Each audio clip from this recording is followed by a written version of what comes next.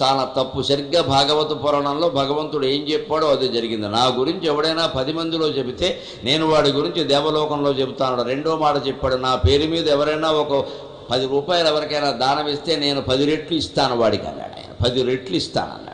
ఇంకా మూడో మాట చెప్పాడు, ఉద్ధవా తిరుగులేదయ్యా, చివరి మాట అయినా చిన్న మాట కాదయ్యా, లాస్ట్ బట్ నాట్ లీస్ట్, ఈ మూడో మాట గుర్తుపెట్టుకో, నన్ను ఎవరైనా మనస్సులో నమో నారాయణాయ, ఓం నమో భగవతే వాసుదేవాయ అన్న ఏదో ఒక భగవన్ నామంతో నన్ను మనస్సులో స్మరిస్తూ ఉంటే ఉద్ధవా నాకు మరో దారి లేదయ్యా, నేను వాడు ఉన్న చోటే ఉంటా అన్నాడు.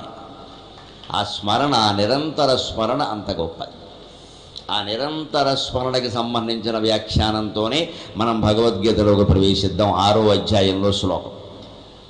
మనమందరం ధ్యానం చేసినా, పూజ చేసినా, పారాయణ చేసినా చేసే ప్రధానమైన ఫిర్యాదు ఏమిటి అంటే మనస్సు నిలబడడం లేదండి. అందరికీ ఇదే